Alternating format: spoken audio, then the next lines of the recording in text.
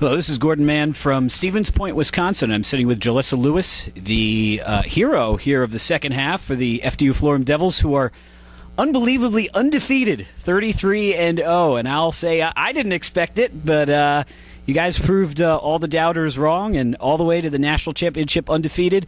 Now I'm going to ask you a two-part question here. First, physically, how are you feeling? Because that was a tough game, and it took a little bit of help for you to get off the ladder after cutting a piece of the net down.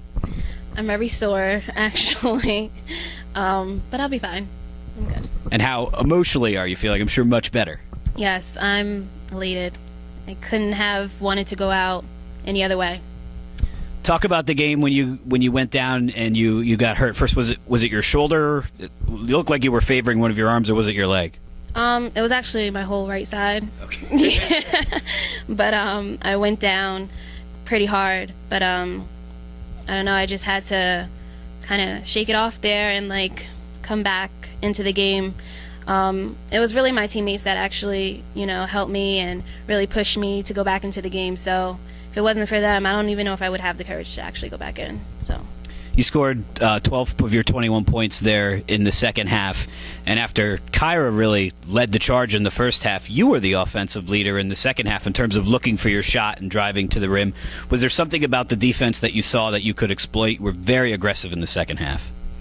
Well, we all stuck to our game, like what we do best, and I didn't want to lose, so I just went after it, and I tried to motivate my team as well to do the same. Go after it. Leave it all out there on the floor. And that's what I did.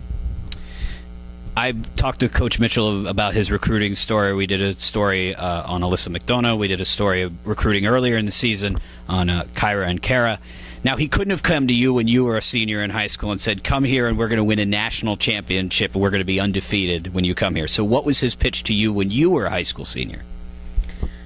Well, actually, I'm the one who called him. Okay. My first 2 years, I actually went to Virginia State, and I wanted to come back home and be closer with my family so they can see me play.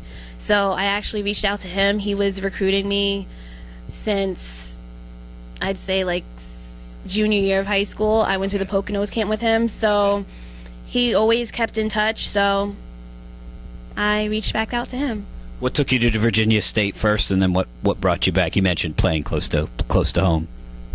I don't know. It's just, I want to get out of Jersey, but Jersey's my home, so I wanted to be back closer so my parents and everyone who supported me since day one, playing, third grade on the third grade basketball team all the way to AU, I wanted to, come back so they can see me play. Talk to me a little bit about two of your teammates. First, Kyra Dayon, first-team All-American, tournament MVP, really a tremendous player. Talk about what it's like as a point guard to play with her in your offense, because she could dribble the ball a little bit, and she's got to be fun to play with offensively, because wherever she is, she's a threat to score, even if she doesn't have the ball. Kyra's an amazing athlete, an amazing person. I can always count on her, so it makes my job a lot easier. It makes everyone else's job a lot easier. We can always count on her, just like we can always count on all the other girls that are on the floor and our team that's on the bench cheering us on. We all, come together and pick each other up and, support each other and everything. So everyone's amazing. Kyra's amazing.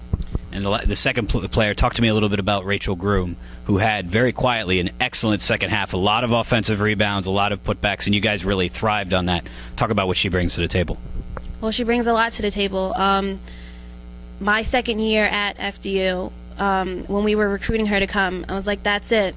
We need her. That's the missing piece to the puzzle. And at that time, we didn't go all the way, but I knew that she was going to develop into an amazing player, and she has. And she showed up today.